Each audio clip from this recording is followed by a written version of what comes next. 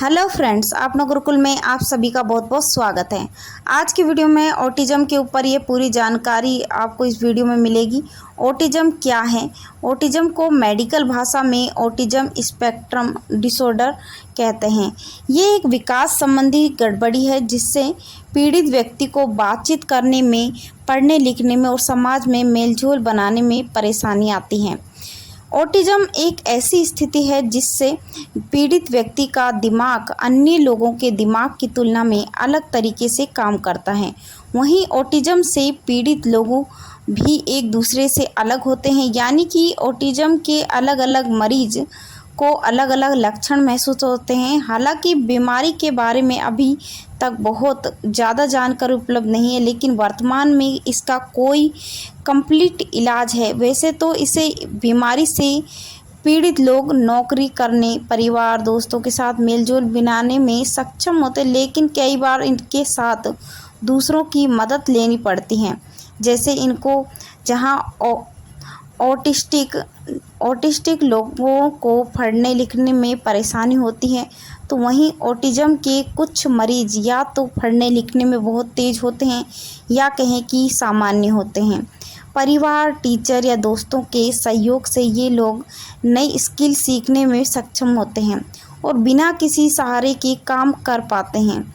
लेकिन कुछ स्टडीज़ में ऐसा देखा गया है कि डायग्नोसिस और इंटरवेंशन ट्रीटमेंट सर्विस की जल्द मदद से ऑटिस्टिक लोगों को सामाजिक व्यवहार और नई स्किल सीखने में मदद मिलती है, जिससे वो अपना जीवन बेहतर तरीके से जी पाते हैं।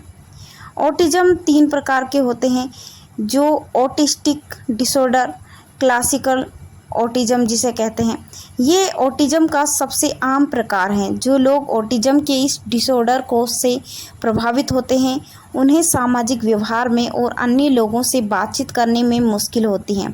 साथ ही असामान्य चीज़ों में रुचि होना, असामान्य व्यवहार करना, बोलते समय अटकना, हकलाना या रुक रुक कर बोलने जैसी आदत भी ऑटिस्टिक डिसऑर्डर के लक्षण हो सकते हैं। वहीं कुछ मामलों में बौद्धिक क्षमता में कमी भी देखी जाती है। दूसरा ऑटिज़म का प्रकार है एस्पर्गर सिंड्रोम। इस सिंड्रोम को ऑटिस्टिक डिसऑर्डर का सबसे हल्का रूप माना जाता है। इस सिंड्रोम से पीड़ित व्यक्ति कभी कभार अपने व्यवहार में भले ही अजीब लगे सकते, लेकिन कुछ खास विषयों में इनकी रुचि बहुत अधिक हो सकती है। हालांकि इन लोगों में मानसिक या सामाजिक व्यवहार से जुड़ी कोई समस्या नहीं होती है। तीसरा ऑटिज़म का प्रकार है प्रेवेसिस डेवलपमेंट डिसऑर्डर। आमतौर पर इसे ऑटिज़म का प्रकार नहीं माना जाता है। कुछ विशेष स्थितियों में ही लोगों को इस डिसऑर्डर से पीड़ित माना जाता है। अब जानते हो ऑटिज़म के लक्षण कौन कौन से। ऑटिज़म के लक्षण आमतौर पर 12 से 18 महीनों की आयु में ही दिखते हैं। सामान्य से लेकर गंभीर हो सकते हैं। आगे चलकर ये समस्या पूरे जीवन काल तक रहती है।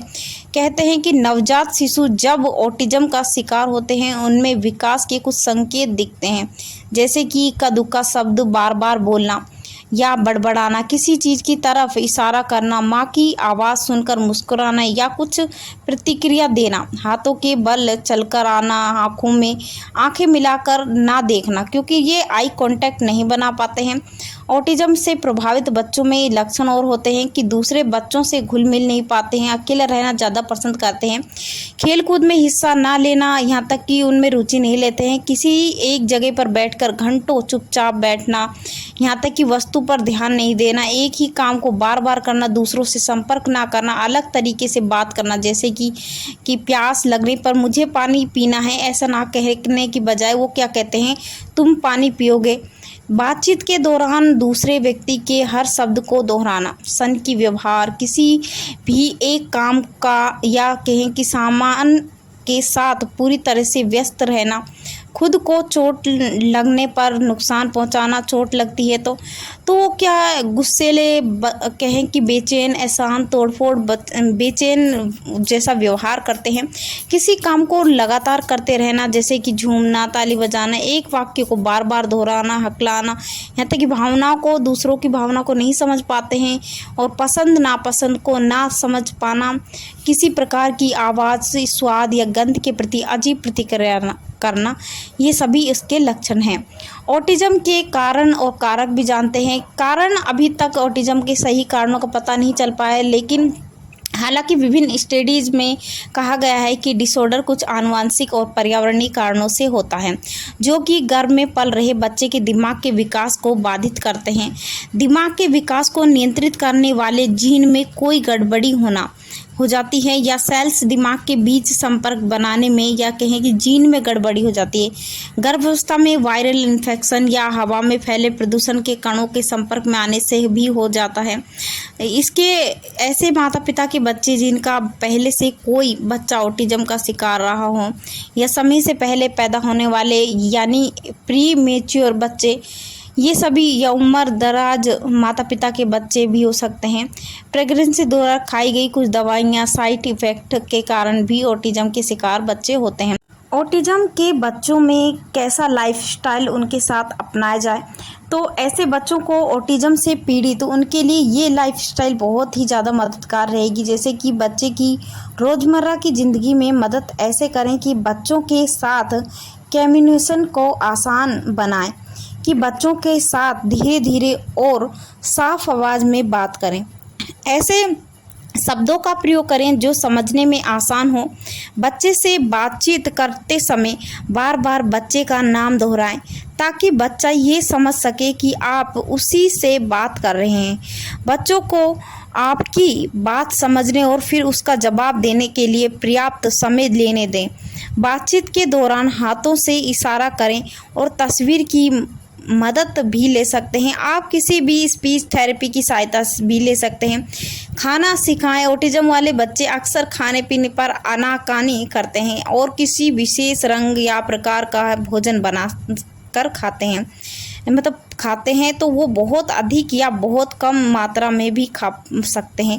वहीं उन्हें अगर खाना खाते समय भोजन अटकने या खांसी की समस्या भी हो सकती है। ऐसे मामलों में अभिभावक अपने बच्चों की खाने पीने से जुड़ी आदत एक डायरी में लिख सकते हैं, ताकि बच्चे की समस्याओं से समझ सके कि उनके और उससे बचने के उपाय अपना सकें। इसी तरह से बच्चे को अगर खाने में दिक्कत हो रही है, अपने डॉक्टर से बात करें, या बच्चों को सोने से में परेशानी है तो पेरेंट्स एक डायरी में लिखे और सोने जागने से जुड़ी आदतों को नोट्स बनाएं, किस तरीके से उन्हें सुआएं, या बच्चे का कमरा शांत और अंधेरे से भरा हो बच्चों के सोने और जागने के समय। अगर आपको ये वीडियो अच्छा लगा तो वीडियो को लाइक करें, शेयर करें और चैनल को सब्सक्राइब करें।